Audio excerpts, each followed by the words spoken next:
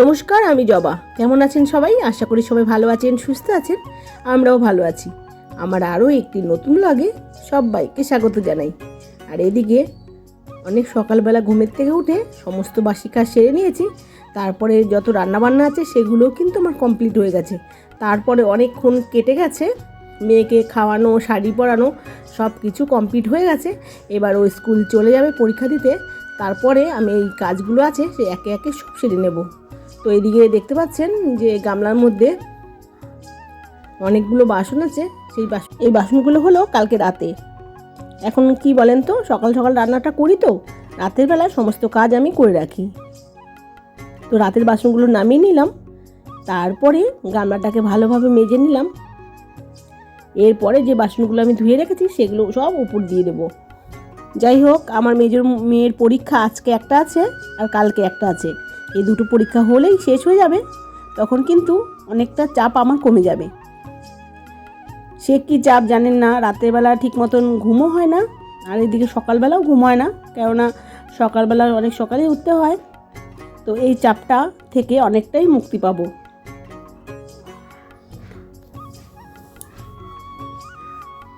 তো এদিকে আমার বাসনপত্রগুলো সব গোছানো হয়ে গেল। এবার রান্নার জায়গাটা পরিষ্কার করব। আর এইদিকে দেখেন, এই গামলাটার মধ্যে অনেকটাই দুধ আছে। দুধটা জাল দেওয়া বসিয়ে দিয়েছিলাম, তারপরে আমি দোকানে চলে গেছিলাম। তারপরে এখানে অনেকটা দুধ পড়ে এই গ্যাসটাও তো নোংরা হয়েছে আর গামলাটাও নোংরা হয়ে গেছে। আর এইদিকে দেখেন আমার রান্না বান্না সব কমপ্লিট হয়েছে। কী রান্না করেছি সেটাই দেখে দেন। এবার এখানে আমি গরম ভাত করেছি, আর করেছি বাঁধাকপি আর গাজর আলু ভাজা। তো এই দিয়ে খাওয়া হবে না, তার জন্য আমি আমার ডিম ভেজে নিলাম। তারপর দেখা যাক দুপুরে আর কি রান্না করি।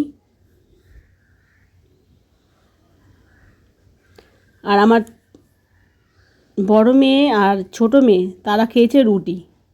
তো এই ভাত যেটা রান্না করেছি সেটা কিন্তু দুপুরেও হয়ে যাবে। তো তাদের আমি রুটি দিয়ে দেবো, আর আপনাদের দাদাভাইকে তাকে দিয়ে দেবো ভাত। তো সে ভাত খেতেই বেশি পছন্দ করে।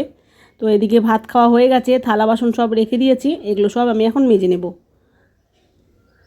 তো থালা বাসন মেজে রান্নাঘরটা পরিষ্কার করে চলে এলাম বড় ঘরে। তো বড় ঘরে দেখেন আমার মেয়ে স্কুল থেকে চলে এসছে, আর এখন বাজে 2:20। তো এতক্ষণ কি বলেন তো, আমি দোকানে ছিলাম, অনেকটা টাইম দোকানে ছিলাম। তা ও চলে এলো, তারপরে ও কাপড় জামা সব এখানে রেখে দিয়েছে। তো সেগুলোই আমি ভালোভাবে ভাঁজ করে নেব। ভাঁজ করে ও ঘরটা করব। কি বলেন তো, আজকে তো আমার মেজো মেয়েও বাড়ি ছিল না, আর এদিকে ছোটো মেয়ে স্কুল গেছিলো, আর বড় মেয়েও বাড়ি ছিল না। এর জন্য না কোনো কাজগুলোই হয়নি। যে দোকানটা চালালেও আমার ঘরের কিন্তু কাজগুলো সব হয়ে যায়। যাই হোক, এখন সব চলে এসছে, তবুও ওরা সব চান করে রেডি হয়ে আসলো, আর আমি এদিকে যে কাজগুলো আছে সমস্ত করে তারপরে একেবারে চান করে নেব। তো বেশি কিছু কাজ নেই। কাজ বলতে এবার এদিকে এই ঘরটা গুছালাম, আর এই একটু মোছামুছি করে নেব, কেননা অনেকটাই ধুলো হয়েছে, আর জানলাটা খোলা থাকে সকাল থেকেই। আর একদম রাস্তার পাশেই আমাদের ঘরটা, তো বেশি নোংরা হয়। আর এদিকে এর আগে দেখলেন তো যে রাস্তার পাশে খুঁড়ে নিয়েছে, সে আলগা মাটিগুলো যেগুলো, সেগুলোর জন্য আর বেশি ধুলা হচ্ছে, কেন এখানে জলের পাইপলাইন বসেছে। তো এদিকে ও ঘর এই ঘর সব পরিষ্কার পরিচ্ছন্ন করে নিলাম। এবার কিন্তু একটু মুছে তারপরে ঘর ঝাড় দিয়ে নেব, ঝাড় দিয়ে মুছে নেব। আর অনেকগুলো জামা কাপড় ভিজিয়েছি, সেটাও কিন্তু কেচে নিতে হবে। আর সকালবেলাও অনেকগুলো কেচে নিয়েছি, আর এখন কিছু কেচে একেবারে চান করে নেব।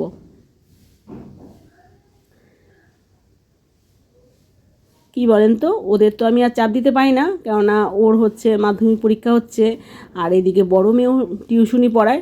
সকালবেলা একবার পড়ায়, আর একবার পড়াতে যায়, তারপরে আবার একটুখানি বিকেলবেলা পড়ায়।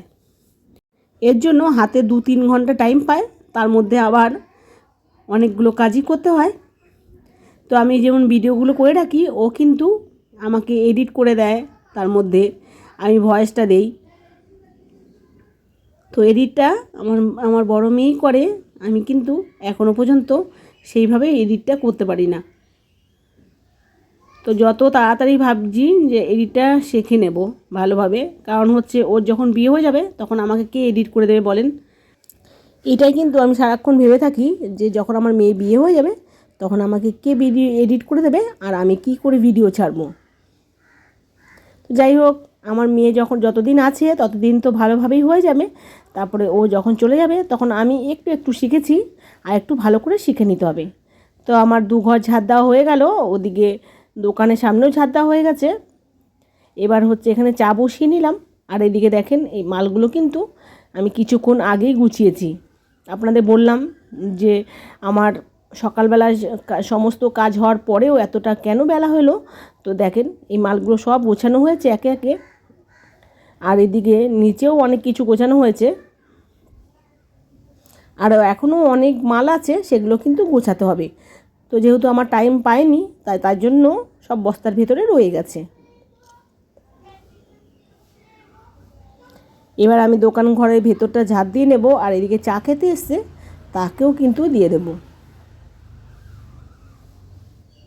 তো এইভাবেই আমাকে সারা দিনই কিন্তু মাল দিতে হয়, কারণ হচ্ছে এই শাটারটা বন্ধ হয় না, শুধু এই গ্রিলের দরজাটা এটা বন্ধ করেই আমি ঘরে চলে যাই।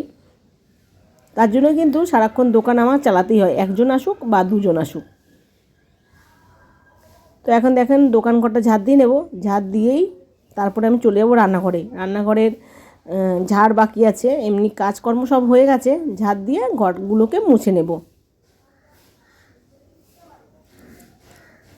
তো এদিকে আমার দোকান ঘর ঝাড় দিয়ে কমপ্লিট করে এসেছি, তারপরে চলে এলাম রান্নাঘরে সমস্ত কাজ করে রেখেছিলাম। পরে যে আমি পেঁয়াজ কুচিয়ে ডিম ভাজা করেছিলাম সেটাই কিন্তু চুকলাটা পড়েছিল। তো এদিকে জামা কাপড় যে ভিজিয়ে রেখেছিলাম সেটাও কেচে নিলাম, কেচে একেবারে চান করে চলে এলাম। তো এখন জামা কাপড় মিলবো, তারপরে পুজো করব, তারপরে ভাত খাবো। তো বন্ধুরা, কেমন লাগে আমার ভিডিওটা অবশ্যই একটা কমেন্ট করে জানাবেন, ভালো লাগলে একটা লাইক দেবেন, আর এমন ভিডিও যদি পেতে চান অবশ্যই চ্যানেলটাকে সাবস্ক্রাইব করে রাখতে পারেন। আর অলরেডি যারা করে ফেলেছেন তাদের অসংখ্য ধন্যবাদ।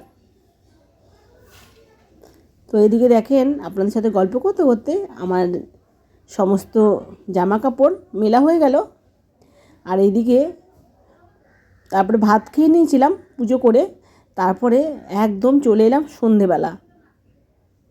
তো এখন চা খেয়ে নেব, তারপরে এদিকে দোকানে আপনাদের তাকেও আমি চা দিয়ে দেব। আর এদিকে জানেন তো পায়ে খুবই ব্যথা হয়েছে, তার জন্য ভালোভাবে আমি হাঁটতেও পারছি না। তো এর মধ্যেও অনেকটা দোকানে চপ বানিয়েছিলাম, আর আমার মেজো মেয়ে দাদু বাড়ি পড়তে গেছে, কারণ হচ্ছে কালকে আমার পরীক্ষা আছে যেহেতু। তো বন্ধুরা, এখানে ভিডিওটা শেষ করলাম, দেখা হবে পরবর্তী ভিডিওতে। ততক্ষণ ভালো থাকবেন, সুস্থ থাকবেন, আর দেখতে থাকবেন আমার ভিডিও। টাটা বন্ধুরা।